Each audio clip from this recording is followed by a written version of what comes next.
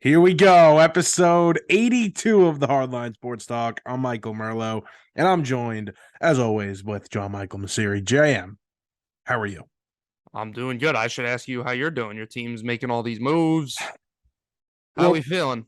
first off, happy for you guys. I know that was it's almost like a weight lifted off your shoulders. So to my Yankee fan friends, Mm-hmm. congratulations. Thank you very much.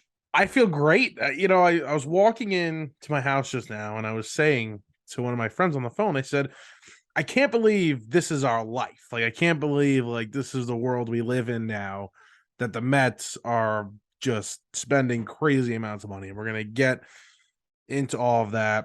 We're talking a little NFL later on, but the winter meetings were finally back, the first time since 2019. And by the way, in 2019, a lot happened. Mm-hmm. Anthony Rendon was signed, Garrett Cole was signed, Steven Strasburg was signed to the worst contract maybe in baseball history.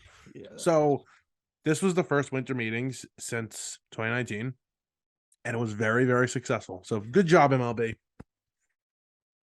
Honestly, you're right. It's been very enjoyable. We've seen over the past couple of years that these guys just they don't get signed.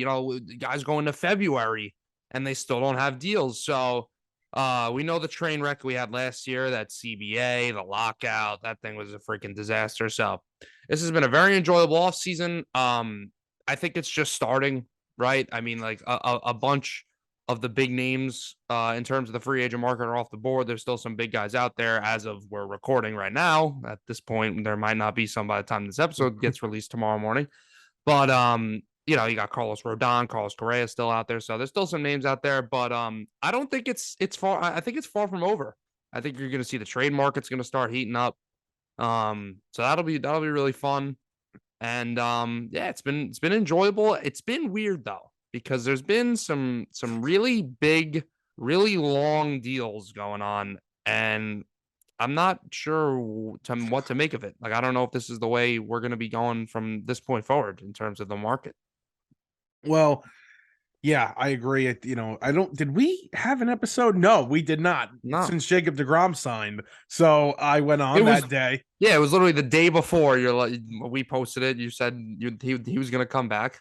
We recorded the day that DeGrom signed, so a few hours before the news broke, and I said, "Oh, guarantee, lock it up. Mets are going to sign him. Signs a 5-year deal with the Texas Rangers." Now, a lot has happened since then, like we were just saying. We are going to start with the New York Mets, but just quick on Jacob DeGrom. I mean, you brought up long contracts. That contract, I think, that's a long contract, and that is not a place that the Mets were not willing to go to. Many other teams wouldn't have been willing to go to. And I think common sense, me and you, I don't think we would have been comfortable going 5 years with Jacob DeGrom. So I think it's funny now looking at the Nimmo deal of how the Mets thought about their offseason because the justification for why they let DeGrom go, if it was, their decision, not his, I'm sure it was a mixture of both. But he's injury prone and they don't want to commit that many years. The Rangers gave him 5 years. The Mets weren't willing to do that. But then you go ahead and you look at this deal with Nimmo, who's a guy who's been just as injury prone as DeGrom has been. I mean, he's played over 100 games twice in his career. And they go out and they give him 8 years. So to me, I think if Verlander's not on the market, I think DeGrom's a Met. Personally, that's what I think that would have happened. Yeah, the Mets are in this situation where they're building the pitching staff as if it's like the 2-year windows, right? Right. Scherzer gets 3 years, and if he has a good year this year, he's gonna opt out. So the Mets are building this in windows, where in 2 years, frankly, their whole rotation will be gone, It's got to except be for the oldest rotation in baseball, no? it is. Yeah. So they're kind of just working year to year with the rotation, and DeGrom did not fit that mold. Rodon does not fit that mold. So you're right. If Verlander was on the board, and they loved Verlander. I mean, even when DeGrom was on the board, they still, there were reports they love Verlander. I think they would have gone, more to the closer to $40 million, $45 million a year for a short-term deal with DeGrom. I don't think Right. they wanted each other. I think that's what it was with Right. Jacob. DeGrom didn't want to be in New York, and you hear more stories out now since a week has gone by. And I don't think the Mets were that serious in wanting to bring him back. Is he a Texas guy? He's a Florida guy. He's a Florida guy. Because in his press conference, I thought I was picking up some sort of accent. But I guess you could have one from Florida too. But he's a weird guy. He's a weird cat. I'd love to read, and I'm sure there's articles out there right now about him that I haven't read yet. I got to read about this guy and the whole negotiation. It's so interesting. Yeah. But you got to applaud the Rangers, right? I mean, all we do is complain about teams like the A's and the Rays and the Guardians or whoever else, the Pirates that just sit there and don't spend money and complain. And when it comes to revenue sharing time and all that, they want a slice of the pie. So it's nice to see a team, which isn't necessarily a small market, right? They're in Arlington, whatever the Dallas area, wherever the hell that area is. I mean, obviously they have to play under the shadow of the World Series champion Houston Astros, who are also in their division. But good to see that they're spending money by the boatload. I mean, the past 2 off seasons now, they've gotten they just got Heaney. So then Heaney, DeGrom, Gray, Semien, and Seager. It's a lot of money they're spending. Underrated pickup too, Heaney. I really like that. I wanted that for the Mets. Worst Yankee of all time. They grabbed him. Yeah, worst Yankee of all time. Great Dodger for 70 innings, and there's a lot of upside there, and he was paid like one. You're 100% right. Give them credit. They're going out there and trying to win. I question some things that they're doing, but again, good for them for spending money. The press conference today was such a joke.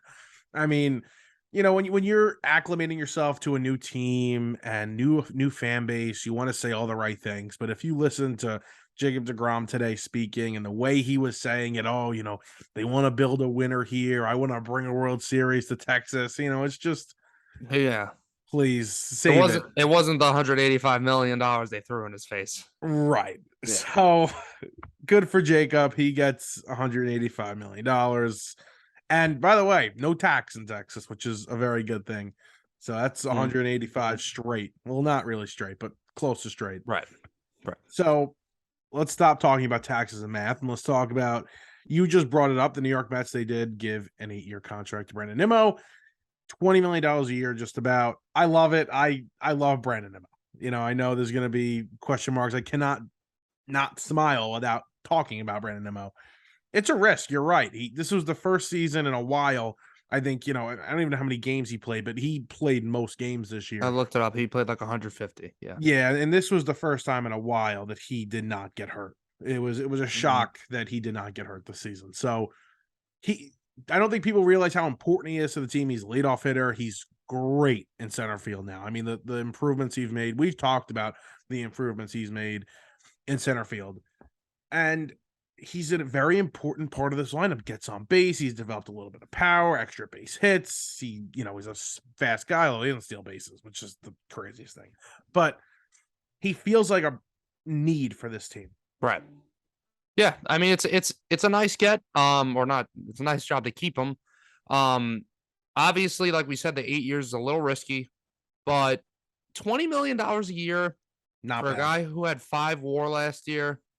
It's really not bad. 20 million is like the new 13 million, honestly. Like, just and that's why when people freak out about these really long deals, like Judge, I got some moronic Yankee fan friends of mine talking about, oh my God, this 9-year contract. This is just like the A-Rod deal, whatever. And obviously, we don't know how Judge is going to pan out. He could have one more good year in him. We don't know that, but Judge, for example, he's going to be making $40 million in 2029.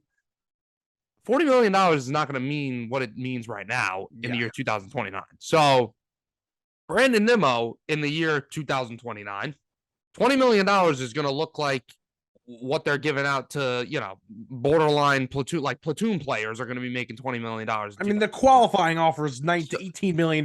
Exactly. So I don't think it's a bad deal for the Mets. The only way this really goes south is like we're saying, injury. I don't think performance is really a big risk here for the money that they're paying him per year. Let's just hope he stays on the field. But he's a fine player. He's excellent at the plate. He can get on base really well. His fielding's been a bit inconsistent over the course of his career. Looks like he's getting a little better. He But was unbelievable in center field last year. I mean, I don't know what the numbers say, but I mean, there were very rarely that he made a mistake in center field. So is he your center fielder next year? Oh yeah, he's the center 100%. fielder. No question about it. Okay. They Because don't there were want some rumors. I heard Kevin Kiermaier, this and that. Well, I think those would have been backup plans for if Nimmo were to leave. Which, by the way, you asked me today at 12 p.m. I would have said no. I said Nimmo is gone. I was just having this discussion, and I said I think he's good as gone. I was like, I don't think he's coming back. It seems like there are teams out there that are like in love with this guy, and I don't know if the Mets are as in love with him as these other teams are. I mean, the Rockies get this like hard on for these players like every offseason. That's just like out of the blue. Well, you would have saw I'm telling you right now, the Mets got this deal done because they gave him more years. Mm-hmm. But if let's say the Mets were out, you were going to see a crazy I think like 25 million plus a year for Brandon Nimmo if the Mets were out here. And it would have been sure the Blue Jays out there and the Giants. Yeah, I think it was. I'm shocked this happened. Yeah. And the Mets are not done. We talked about it before. They added a couple of guys. I think they're going to add Kodai Zenga as well, the Japanese pitcher, to fill Bassett's role. But they've added Verlander to replace Jacob. We didn't talk about that. They added Jose Quintana to replace. Who does Quintana replace? Walker. Which, by the way, we'll talk about Walker. That's a ton of money. It's strange because I feel like Bassett has a really quiet market right now. I haven't heard his name like at all. He's sitting there waiting because there are going to be teams that are desperate for starting pitching. Right. And granted, he's an older guy. He's 34 as well, same age as Jacob deGrom. Yeah. But he does almost similar to deGrom, where he doesn't have the mileage on his arm because he was a reliever. He was hurt early in his career. So he'll probably be a Blue Jay. That's like a Blue Jay contract. He's gonna get a lot. I think he's gonna get 4 or 5 years at $20 to $25 million. He's a great pitcher last year. No, he was really good. I don't feel comfortable giving these guys crazy contracts like that at that age. Yeah. Like more than 3 years. And that's what he's gonna get. Verlander, not much to say there. I mean, he won the Cy Young. If you keep him healthy and you're good to go. You have your ace. The Verlander deal, it's obviously, like you said, he won the Cy Young. He's a great pitcher. The thing I would be concerned with if I was Mets fans is the obvious. Now you have 2 starting pitchers on your team that you're not committed to too long term. Right. But if these guys don't perform the way you expect them to next year, like, you're screwed. I mean, you got 2 40-year-old pitchers making $90 million combined, basically. Yeah, no, that wouldn't be ideal. You really want to hope that these guys pan out. I mean, Scherzer had a good year last year, did not pitch well in the wild card game. But you're not gonna let one game define this contract for him. And Verlander's had his struggles in the playoffs recently. All time, he's not the best playoff pitcher. He's been a little up and down. But coming off Tommy John, he had a Cy Young season, but let's see how that arm holds up for the next 2 years. Wonder if a change of scenery will make any difference. He's also going to be pitching in a bit of a colder environment. Let's see if that has to do with anything. But yeah, I mean, it's a sensible, smart deal for the Mets to do now. I mean, they didn't really have much options to fill those shoes of Jacob deGrom. He's really the only guy that could do it. But let's hope it pans out for them because it's a lot of money they're throwing at 40-year-old pitchers. Hope it works. Big risk. Mm-hmm. Hope it works. Scherzer was great last year. He was on the IL a couple of times. We spoke about him. He was really, really good. And as long as he's healthy and they got him going, I think Scherzer is less risk. Because think about it, this guy's a psychopath. He can opt out after this year. And if he has another year like he did last year, maybe a few more innings. Yeah. he's going to opt out. He's going to want another contract, Mhm. which would be ideal, I think, for the Mets. But So what's the Mets number at now? 328. Holy crap. Honestly, you were saying in the beginning of the show, you guys deserve it. Like going through this just horrible ownership and the laughing stock that the Mets were over the past couple decades. I pray that things are going good for my Jets right now. Actually, the Jets, the ownership is not as bad. Like Woody Johnson is not as bad of an owner as the Wilpons were. No. Like, let's be honest. Woody Johnson, he's not the best owner in sports by any means, but he's also not a dysfunctional moron that the Wilpons were. But good for you guys to be having a smart owner that's spending money, and I hope that our if there's any Washington Commanders fans that watch this podcast, I hope that you guys also one day have the same situation for you, because that team is just Jesus. Feels like soon that's coming to an end in Washington. Yeah, hopefully. Let's move on to the Yankees here, who obviously they bring back Aaron Judge. I've seen exactly what you're going to talk about with these Yankee fans. I've seen from two of your favorite people in sports media, Colin Cowherd and Mike Francesa. Oh, yeah, my favorites. Hate the contract. I mean, hate it. I listened to them the past couple of days now, and basically their reasoning is that 9-year contracts, 10-year contracts never work out for the team. I disagree with this statement because I don't care what's going to happen in 7 or 8 years. I'm not worried about that right now, and I think that's how you feel. Exactly. This is what those shallow-minded morons that somehow have these long, illustrious sports radio careers. Wow, that was aggressive. That was aggressive. I can't stand Mike Francesa. I'm sorry. Coward, I can tolerate. Francesa is just like an ignorant, arrogant guy. He's just the worst. The New York Yankees are in a championship window right now. Like, who are the best players on the New York Yankees right now? Aaron Judge, 30 years old. Giancarlo Stanton, 32 years old. Garrett Cole, 31, whatever he is. These guys are not getting younger. And they're on these big deals. And I'm sure by the year 2027, we're going to have a lot of money committed to these guys. And we're going to be like, crap, they're not that good. The time is right now.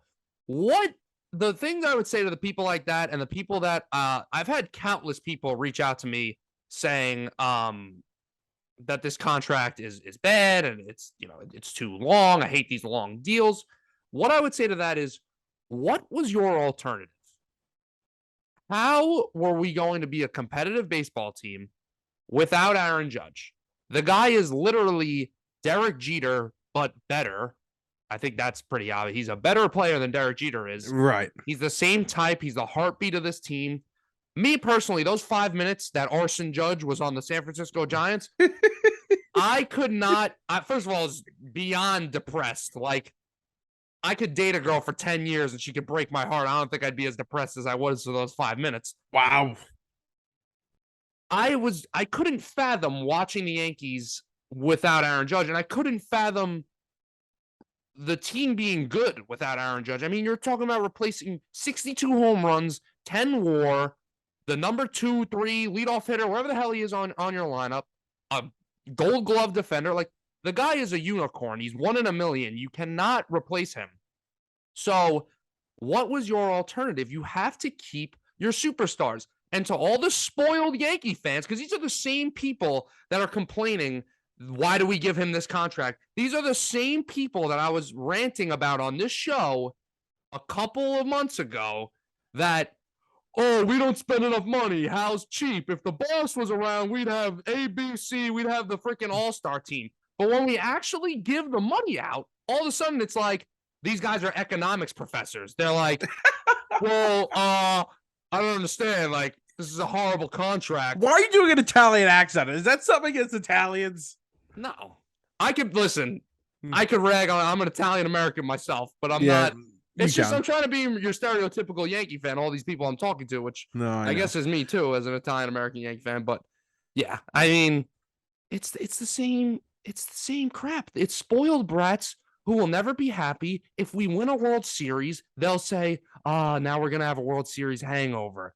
That will be their reaction if we win a World Series. It's just the fans that will never be happy, and they're just miserable, spoiled brats. Yeah. it had to be done. I mean, if you're going to replace Aaron Judge, you're going to be replacing Aaron Judge with two guys, basically. You would have had to replace him with, and they would have been long contracts, and they would have costed more than Aaron Judge at $40 million a year. It would have been such a terrible look if Hal Steinbrenner and the New York Yankees couldn't keep their own. Let me ask you a question real quick. Yeah.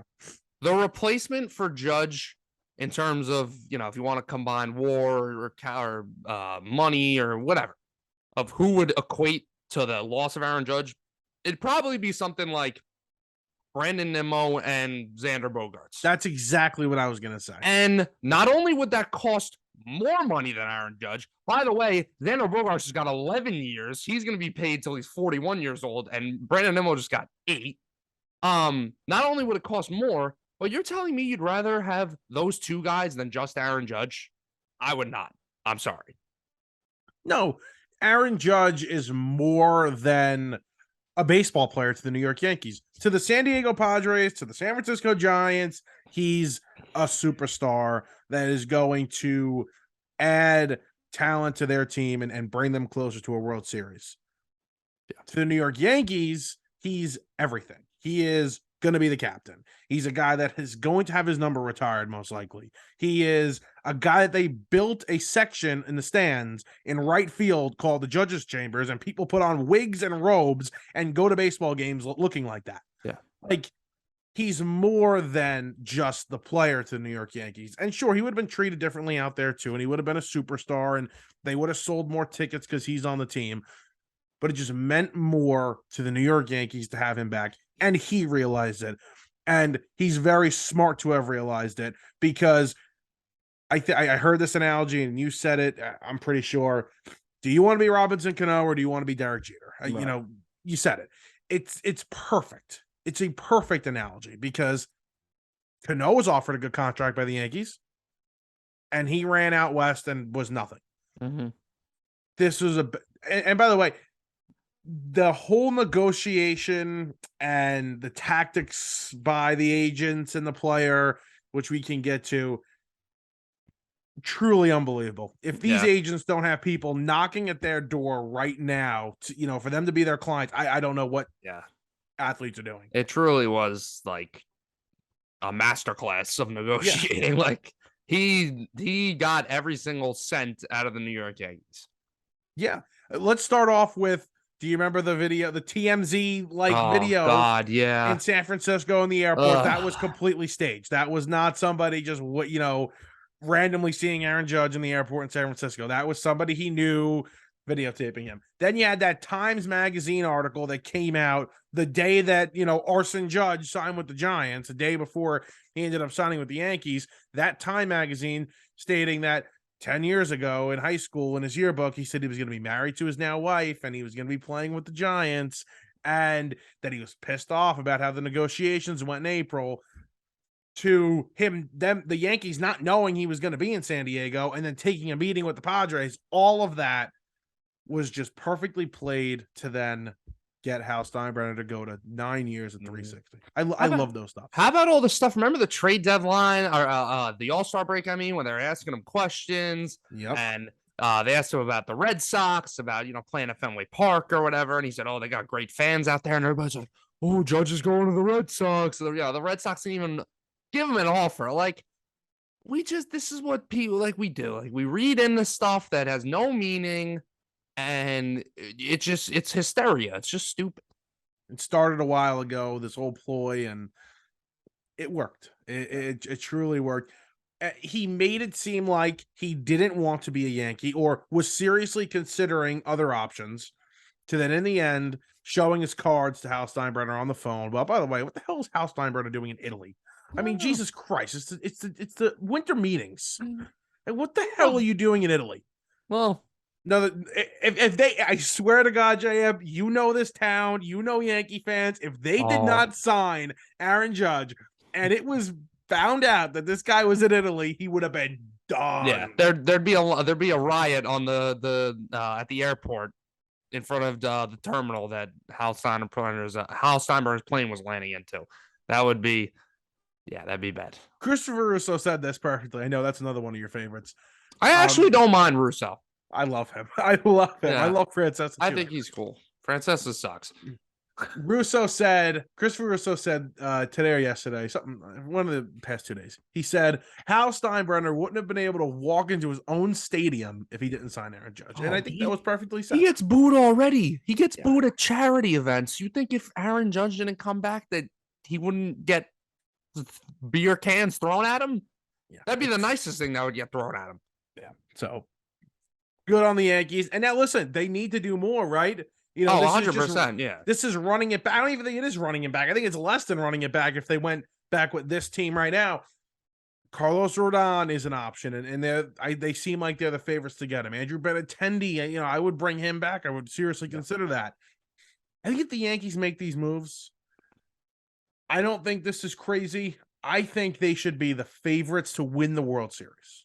And if they brought these guys in and things go their way, they should be representing the American League in the World Series. Yeah, well, yeah, you're right. They're running it back as of right now, or if you want to say they're running it back with even less. But yeah, there's room to be made. There's room for moves to be made, and the Rodon possibility, I think, is the biggest move they can make right now, and the best move they can make that could really take them to a next level to get them closer to the Astros. Because I think, Verlander's gone, but I think Houston is still the favorite, right? They just got Jose Abreu. That they're not really losing anybody. They're going to be just Verlander was probably going to be the second best pitcher on that team next year, anyways. Framber Valdez is looking nastier and nastier by the day, and Javier has looked even better as the year went on last year. They're not really missing a step, the Astros. They'll probably win another 105, 110 games next year and be right back at it. But you got to get better than them. And, we want to see some aggression out of the Yankees this offseason. Obviously, giving a guy $360 million to keep him is showing aggression. But that's just to keep the way your team is right now. You got to go get Rodon. You got to address left field. Like you said, Benintendi's a possibility. I'd like to maybe see them try for Brian Reynolds. I know they're interested in him. That'd be a really nice get. We'll see what happens with the middle infield now. Glaber's name's been thrown around with trade talks. I know he voiced a little frustration that his name was being thrown around. You got Peraza, who should be the opening day shortstop. Volpe is knocking on the door. He's in AAA. He's one of the best prospects in baseball. IKF should not touch a field in 2022 for the New York Yankees. $6 million. I see the Red Sox need a shortstop. Go ahead. But I'm really interested to see if the Yankees are going to make a move to get rid of one of Donaldson or Hicks. I think IKF is the least likely to go, because he's just not making a ton of money, and they might want to just keep him around right now. But Donaldson making that $25 million, Hicks making $10 million with a couple years left. Let's see if they trade one of them or both of them in the same deal and attach a couple prospects, because they got to get some guys off their back. Josh Donaldson, I don't know who the hell is going to take that guy. No, that would be tough. I think probably Hicks you'd have a better chance at. You attach a prospect, you get him off just to relieve some of this money for.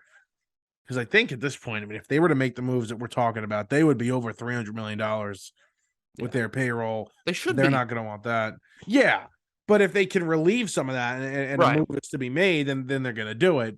But it's going to be tough. That's not an easy ask. It's,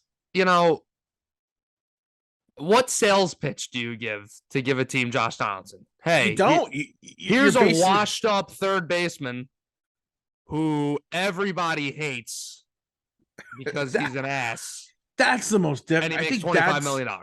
That's the difficult part, because you can kind of, I guess you could sell it if he's a leader, if he's a good guy, if, he can add some veteran presence to a bad team. He can eat the money and bring a prospect in.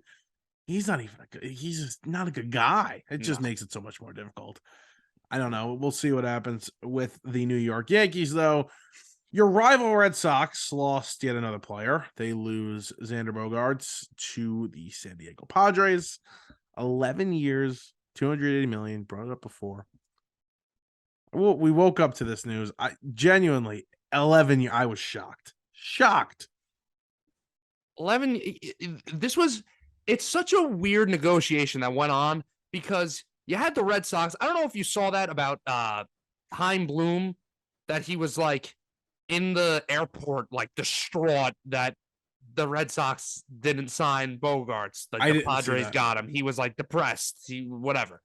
Um, it was a really weird negotiation because in the article that I read, they said that Bogaerts wanted to stay, but the Red Sox were so far off that he just couldn't consider them. He was like, Yeah. I can't, like, he's like, I want to stay, but like, this is ridiculous. I'm leaving. Like, I have so many better offers in so many other places.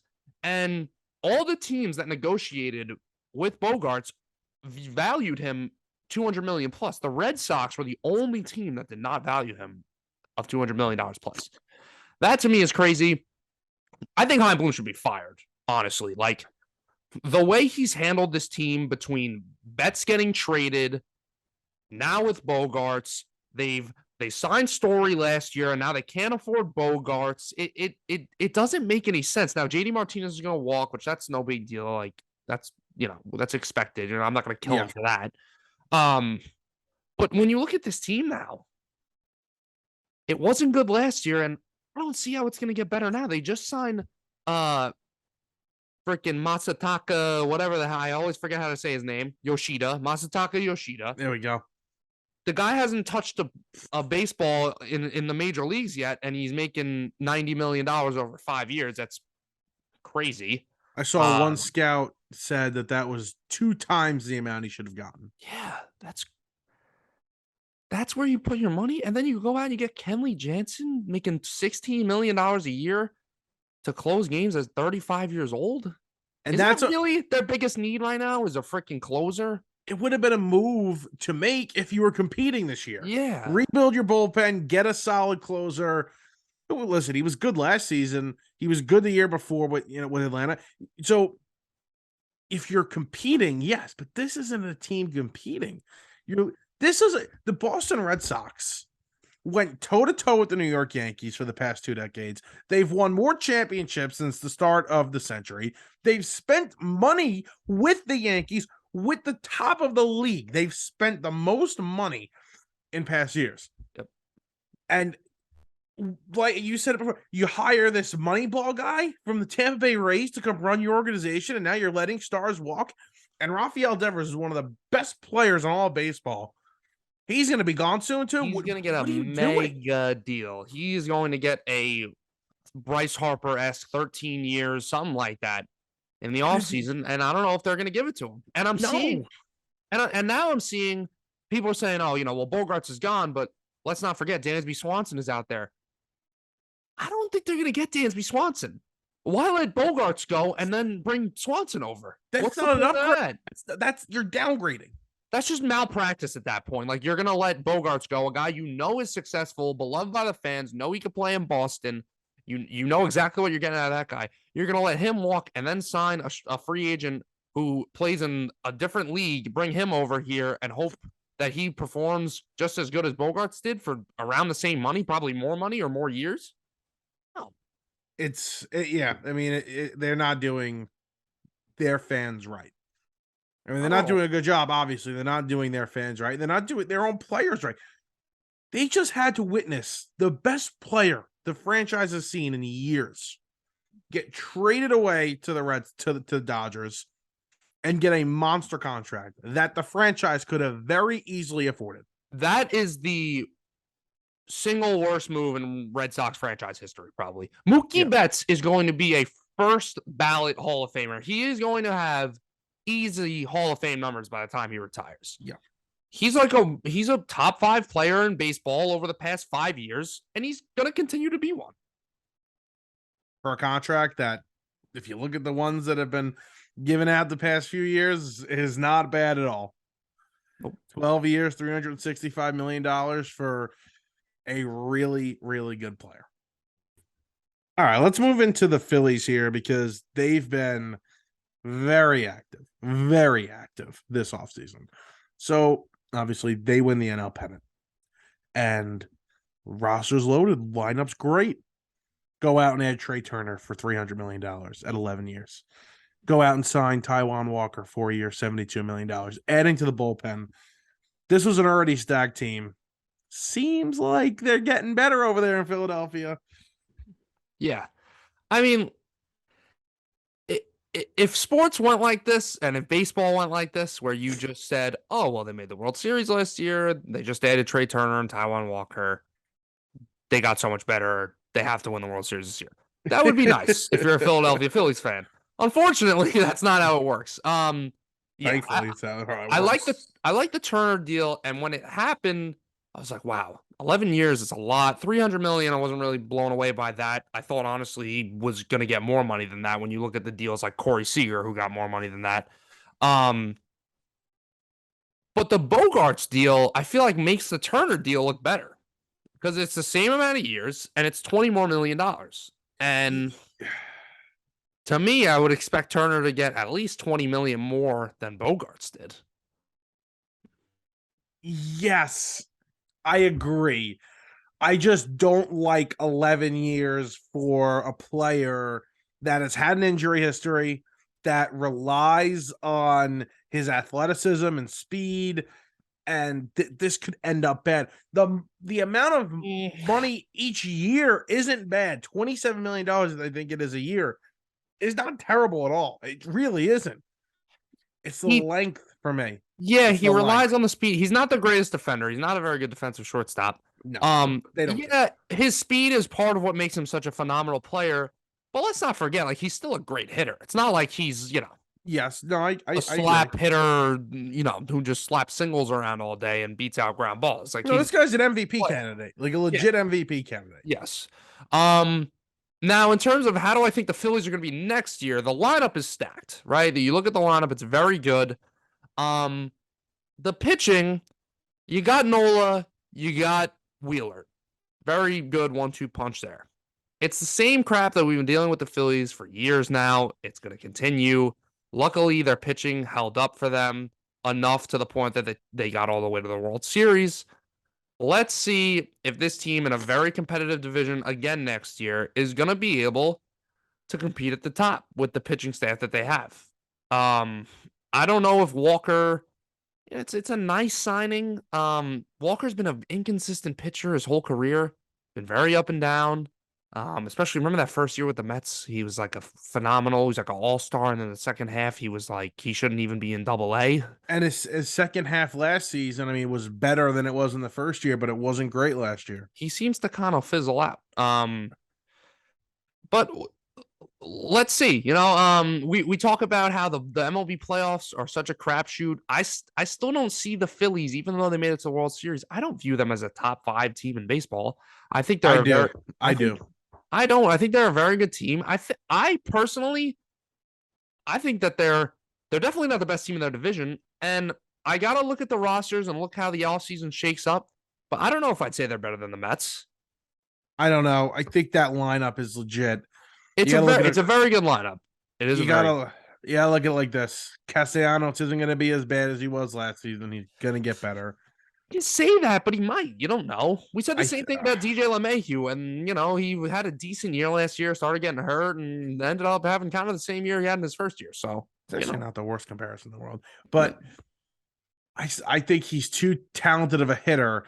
Plus, when Harper is able to come back in June-ish, whenever that is, from Tommy John, they may be able to give him some rest in the outfield because Castellanos, him and Schwarber was going to be the DH, but they were going to be able to give Castellanos days last year. This guy's in the outfield every day. His defense had to be perfect in right field. And that, I definitely think, took a toll on him.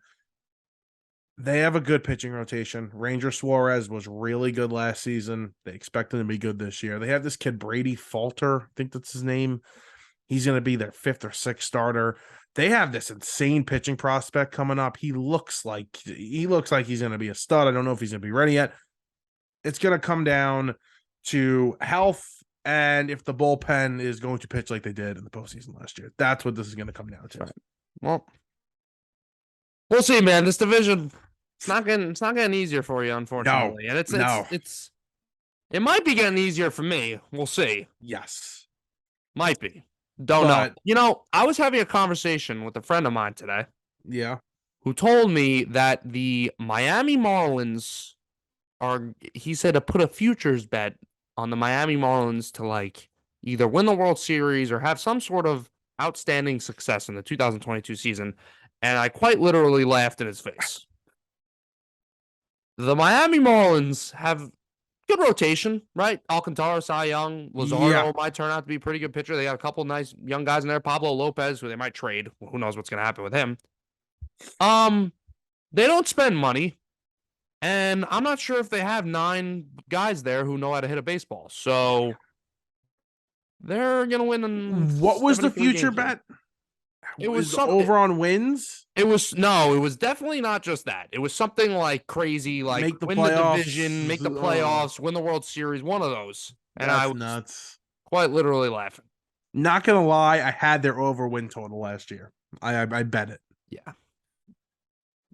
They didn't go over, by the way. Who's their manager now? Who would they get? Oh Jesus, what's his name? I forgot. He used to be a player. Is he? Oh yeah.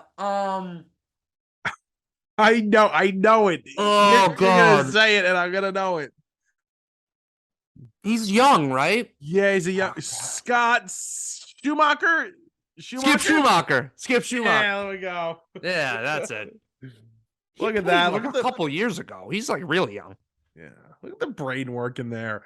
Yeah. I keep getting Twitter notifications thinking that it's Jeff Passan tweeting something, important, and it's just Stu Feiner tweeting in all caps. So you have Stu Feiner's tweet notifications on? Yeah. That's hot. Anyway. Love my boy Stu. We spoke about the Red Sox. I don't want to get more in depth to them because they're just a joke. Let's talk about these little Chicago Cubbies making some moves. Yeah. I think we're gonna disagree here, actually. All right. They signed Cody Bellinger to the 1 year, $17.5 million contract. They signed Jamison Tyone to a 4 year, $68 million contract, which I think is good. I wanted Jamison Tyone on the Mets. He had a huge market, and the Cubbies grabbed him. Let's start with Bellinger. You don't like this? I despise it. No, I hate it. Okay. I mean, listen, 1 year deals are obviously no harm, no foul at the end of the day, but to $18 million to a guy who's been one of the worst position players in baseball over the last 2 years is crazy. I know the guy won an MVP a couple of years ago, but let's remember a couple things. A, that was 2018, 19, whatever that was. B, that was when all the baseballs had little tiny bouncy balls inside of them or whatever the hell was going on. Juiced up baseballs. That's got a big deal to do with a big factor to do with it. And I'm not sure if Cody Bellinger is an everyday player anymore. I'll be honest with you. He's not. I mean, if you look at his numbers over the last 2 years, he's definitely not an everyday player. Here's the thing with Bellinger. Great defense in center field, right? I don't think anybody can take that away from him. He's a great defender. There is some sort of upside that people feel that is there with him. I'll tell you right now. Of course, yes. I think I've said this 3 times now. If Nimmo left, he was a guy that I wanted. Good defense in center field and the upside that he could possibly bring with his bat. Big if, he found himself with the Chicago Cubs in this 1 year, the Cubs now have the opportunity to bring this guy back, give him that contract extension. He's found his home, and the Cubs may have found a star here. Honestly, I think it's the opposite. I think, if anything, he's going to the Cubs because they're not the greatest team, and they gave him the money, and he could get his opportunities and bat in the middle of the order and maybe boost his stock up, have a good year, and then get that really big contract somewhere else. Well, why can't both be true? What? That he'll get it from the Cubs? Like I'm saying, he's going there, and I completely agree. He's going to a lesser team. He wants to play. He will play, and he's trying to raise his value. He could be raising his value for other teams next year in free agency, or he could be raising his value for the Cubs, who say, listen, here's a guy that's been a superstar in the past. He's having a superstar-like year or star-like year. Let's bring him back. Let's give him an extension. We have him in the building right now. I think that's the upside for the Cubs, that possibly he returns to form, and for Bellinger, it's a 1-year deal. Prove it. Let's see what you got. Yeah, no, I get what you're saying, but I don't know if the Cubs are going to have the ability to do that. I think if he has a really good year next year and has the ability to reset his value and go get a really big deal from the Cubs or whoever else, I think they're going to have a bit of a hard time keeping him because I think there's going to be a lot of teams that are being very aggressive to have him sign with them. The amount of rumors I've heard about the Cubs the past year or so now is truly remarkable that they're going to sign this guy, this guy, this guy. You know, remember they were in on Correa last year. They had meetings with all the big shortstops this year, and 2 of them are gone, so they have a chance at the other 2. But it's strange that you hear all this about a team that's been rebuilding for the past couple of years now, but they want one of these big stars. And it's not like they don't have the money. They're a big market team. They could easily afford whoever the hell they want. It makes And it makes sense. no, I mean, if it was the Mets, I'd really be ripping on it because that's a really, team that is in contention for a World Series, and you're gonna go give $18 million to a guy who is in a prove it type of deal and has been awful, and that's a very big risk that is just not worth taking. I For a love prove it team, deals. it makes sense for the Cubs for a team that is not expecting to be a big contender next year. Say, hey, maybe we could get a steal here. This guy could be an MVP candidate, and we're paying him $18 million because he has been in the past. Yes, that makes sense for a team like the Cubs. I just don't. The only reason why I'm really ragging on this is I just don't understand the $18 million. Like, how the hell did he get $18 million? Well, good for him. Not counting his money. Nope. Where do you think Correa goes before we end this nice long baseball segment? Where do I think Correa goes? He's. I think he ends up in San Fran. Yeah, I agree. Yeah, I think he'll go to San Fran. The Red Sox, who the hell knows? I mean, I hate that guy already. I would hate him even more if he goes to the Red Sox, which I didn't even know was possible to hate him more. But yeah, I'd say one of those. Yeah, I think San Francisco kind of feels like the most obvious choice. They have the money. They want a big name. They want a star. So I'd say Boston. I mean, Boston. I'd say San Francisco.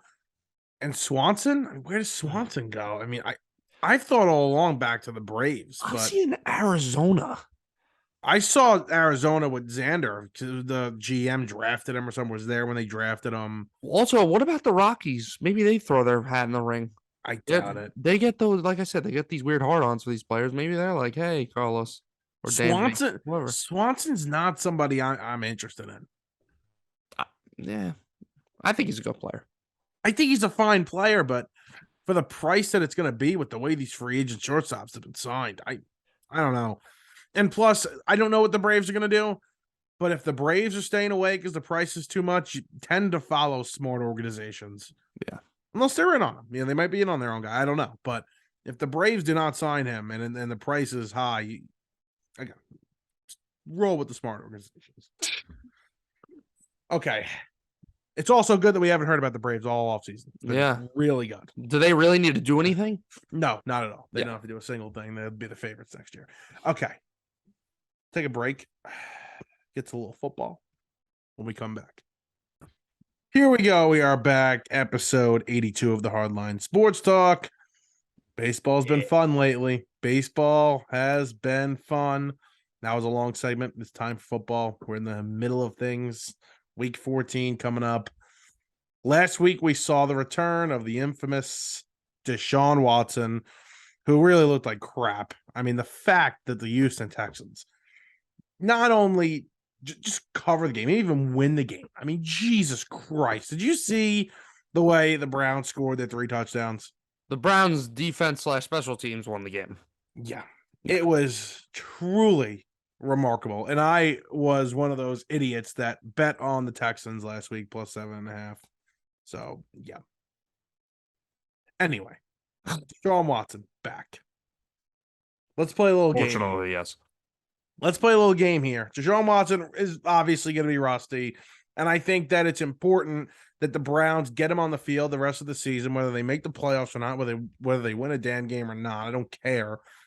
They need to get him ready to go. So for next year, it's not, oh my God, what does the NFL look like? This is important. These few games are important. But let's talk. Let's talk comparing him to other quarterbacks. I'm going to give you a name, and I'm going to see whether you'd want, and I'll answer the question too, whether you'd want Deshaun Watson or player A. Gotcha. You ready?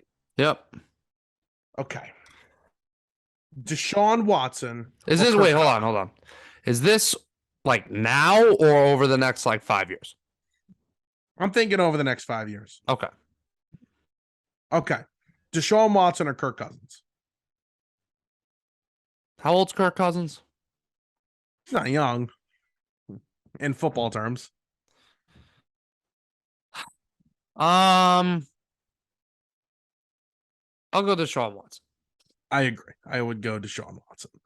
Gotta remember something. And this is a very long time Yeah, ago, but he's 34, so yeah. before all these, allegations and before the injuries with Deshaun Watson, even the contract situation with Deshaun Watson, he was like one of my favorite. And I think you too. He's one of my favorite players in the NFL. I loved watching this guy play. This is electric. Okay, let's continue. Deshaun Watson or Kyler Murray? Oh God. I'm not a big Murray fan. I'll go Watson just because of the potential. When Watson's at his best, he's way better of a player than Kyler Murray is. I don't know if Watson will reach that potential at all. I mean, I think it might take him a while to get back to that. If not, he might never get back to that, but I'll take Watson. How do you think that this, and I'll take Watson too. Do you think that he's got like his career is screwed up at this point? Yeah. Yeah, I This do. is- I do. All right. Deshaun Watson or Trevor Lawrence? Lawrence. I'm taking Trevor Lawrence over Deshaun Watson. I'm a big Trevor Lawrence guy. I tend to agree there. This is a good one. Deshaun Watson or Dak Prescott? Yeah, Dak. I would go Deshaun. Okay. No, I'm taking Dak. Like I said, Watson is a fine player. I think not playing for 2 years, like he might have had some talent that worked 2 years ago, and maybe the game is too fast for him now, or what, the game changes year by year. Yeah. He's coming in now, new team, new contract, new coach, new everything. And I don't know if he's ever going to get back to where he was. And I'd take a proven guy in Dak Prescott, who I think could get even better. I'm taking Dak Prescott. You know what you can get. You know what you're getting with Dak. This is also based off talent. If I actually was building a franchise right now, I'd take, Brock Purdy over Deshaun Watson because he's just a scumbag. But Right. just off talent, yeah. Well, it's also not to disrespect Brock Purdy, who was really good. Well, yeah, he's him. Yeah, he's him. All right. This was a conversation, I think, even before. I think we've actually had this conversation. Deshaun Watson or Lamar Jackson? Oh, my goodness. It's not even close. Lamar? Yeah. I was talking to a couple of people today, friends, nobody, in the business. Yeah. And I'm even listening to some, shows, takes, dislike Lamar Jackson. I mean, people truly believe you cannot win with Lamar Jackson. Why? I don't know. How can you say that? He's had Hollywood Brown has been his best receiver there his entire career. And now he's got Devin Duvernay and James Prochet and DeMarcus Robinson to work with, or whoever the hell he's got over there. I mean, Mark Andrews is the only pass catcher on that team who's of a above average level. Right. He's what? I don't get that. I watched him play the Jets week 1, and listen, our defense was not what it was week 1 what it is now. We didn't have an identity yet, but the throws he makes, he's got an arm, man. Everybody obviously thinks about the legs, but he's got a hell of an arm on him. I certainly would throw a bag at him this offseason if I'm the Jets. Yeah, I think many teams should consider it. I would go Lamar too, but I think if you were asking me this question 2 years ago, whenever the last time Deshaun Watson was playing, I would have taken Deshaun Watson. Oh, if you're asking me these questions 3 years ago, there's maybe 1 or 2 quarterbacks I would say over Deshaun Watson. Right. I mean, he was already a top 5 quarterback in the league. Yes. All righty. Deshaun Watson or I don't want to go with this one. Tua Tagovailoa. This is the next two are Oh, legit you know, Tua. effing questions. I've been a Tua hater. I'll admit it. I did not think he was going to be good. I'm pretty sure on a prediction show, I predicted the Dolphins to be an okay team just because I thought Tua was going to hold them back. He didn't look good last week, but he's had a very good season, and he's been a very efficient quarterback. His advanced statistics back it up. He's had very good accuracy over the course of the season. I'm going to take Tua. Wow. I am going to take Tua. What a 180. I mean, how do you not take Tua just because he wins? All the guy does is win, and like his passer rating's very good. Yeah, obviously he's in a very nice situation. He's got fantastic receivers all around him, good weapons, a smart offensive-minded coach. But I think he's a talented quarterback. I'm taking Deshaun. All right.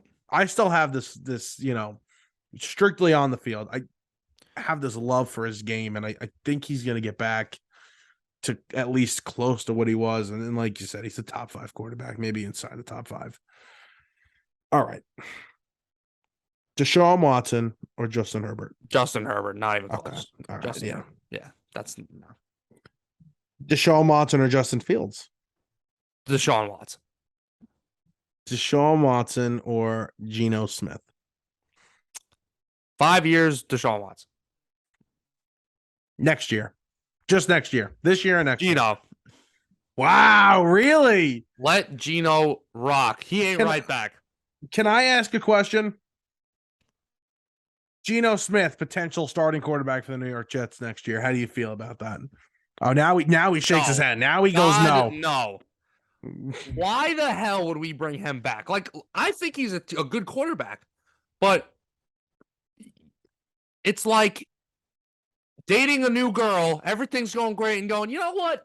I want to break up with her and date that crazy ex I had. Is it really? Is it really going great though? What's going great? What new girl do you have? What new quarterback wise? No. What new girl do you have? I'm talking about from Geno's perspective. Well, relax. He's going to be a free agent. Pipe down.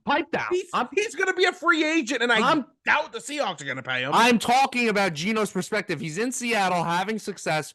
Why the hell, as a free agent, even if they let him go, why would you go back to the Jets where you were awful? You got punched in the face and missed 10 weeks.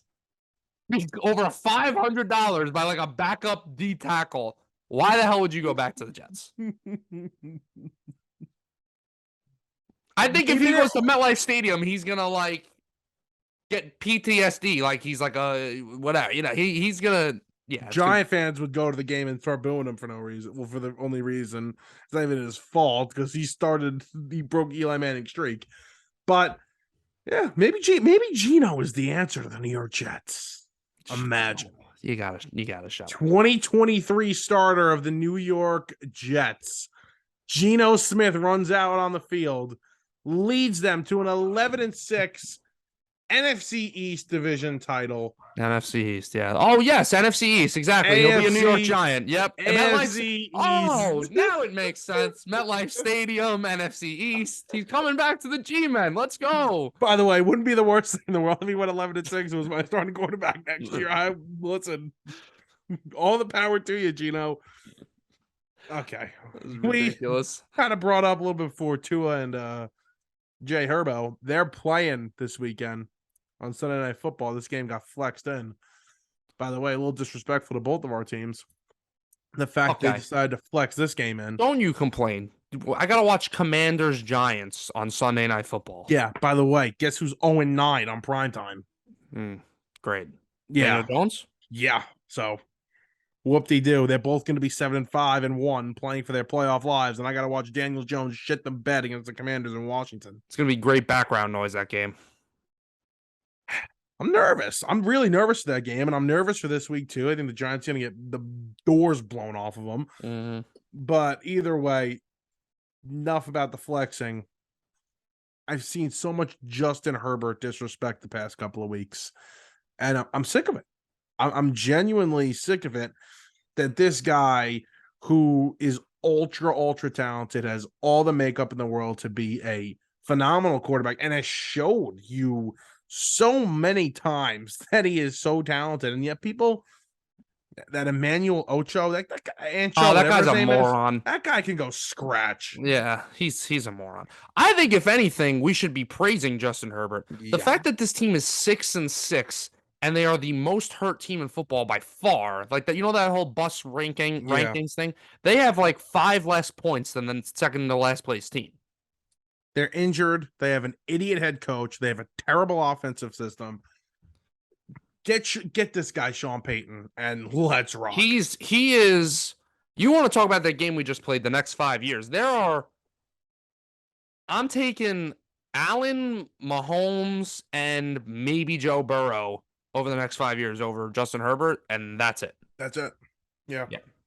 Completely agree with you. And I think it's close with Herbert and Burrow as well. I would probably lean Burrow right now, but it's close, those two. Burrow's unbelievable. He really is. He's so good. I saw a take, and I actually really like it, where people they said, we're always looking for the next Brady Manning rivalry and everything like that. And the guy said, hot take, I think the next Brady Manning isn't Mahomes and Allen. I think it's Mahomes and Burrow. Yeah. You know what's funny? And I meant to, I don't know if I ever talked about it on the show. It's a couple of weeks ago. I'm sitting there and I'm watching Joe Burrow.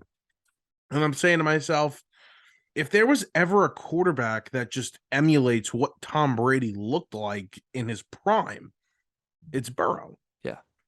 Because he's a great pocket passer, he has great pocket awareness.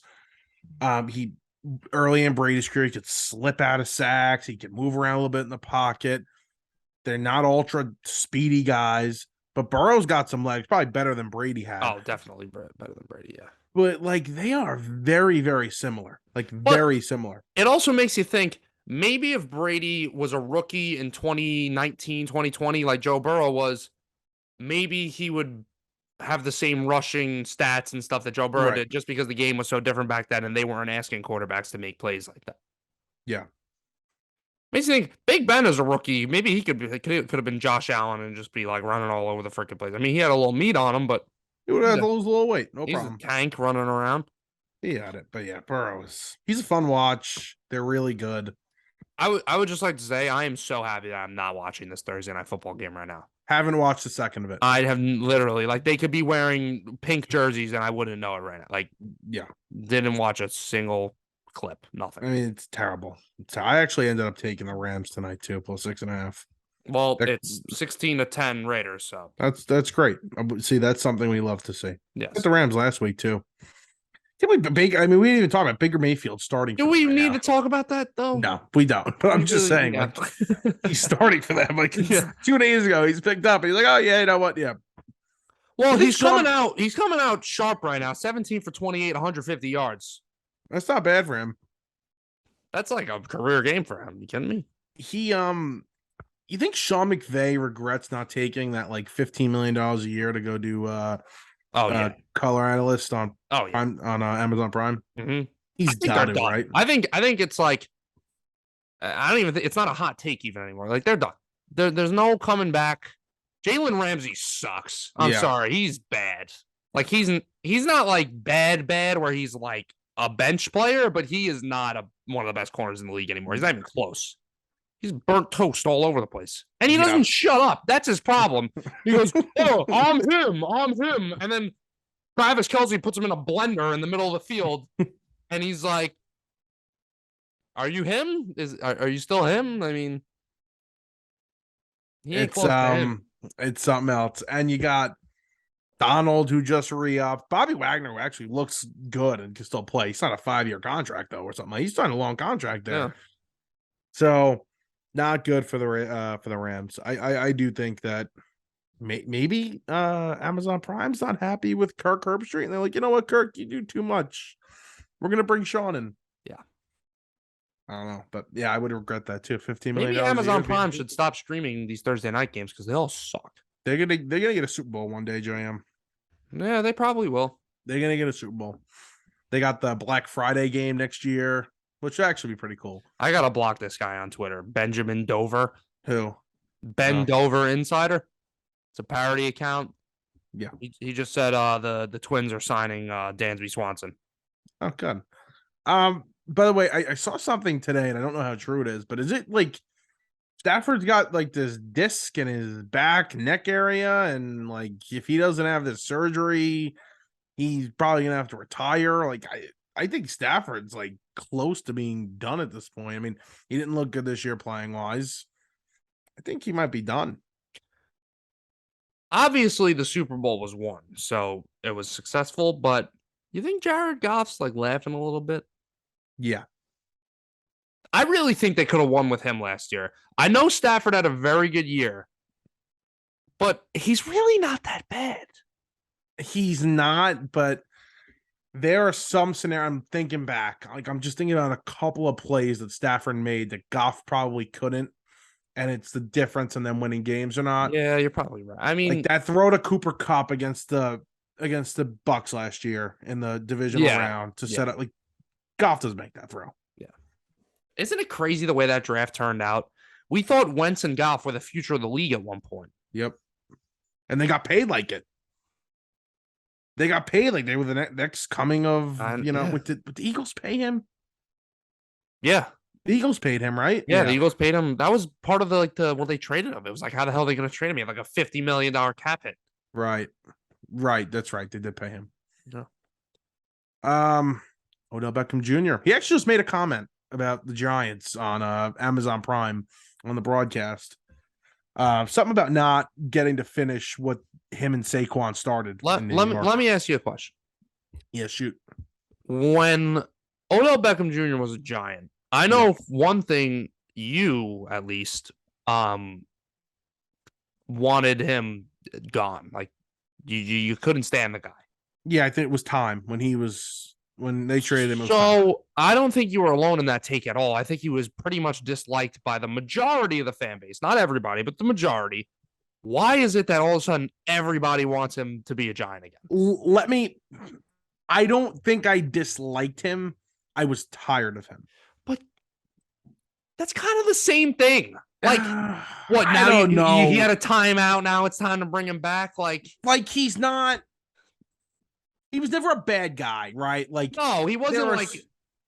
But there's so many guys that are worse than him. Yes, but the kicking net, the Cabo trip, the Josh Norman crap. Those are things that annoy the crap out of you. But when you look at it, it's like he's not a bad guy. So I can't dislike him. He's annoying. I get tired what about this? And by the way, I'm not saying I need him back. If they brought him back, I'd be wow, that's so cool. Whatever. I'm not sitting here saying, oh my God, they need to do this. Please do it. Okay. Let's say he comes back, couple games in, Daniel Jones is not getting him the ball that much. You really think he's just going to keep his mouth shut? No, it's going to be a problem. How do we know he's that guy? He tore his ACL. He's 30 freaking years old. He was good last year. He wasn't prime OBJ. He was good. There's something that I can't understand for the life of me. And I need you to see if I'm crazy or not.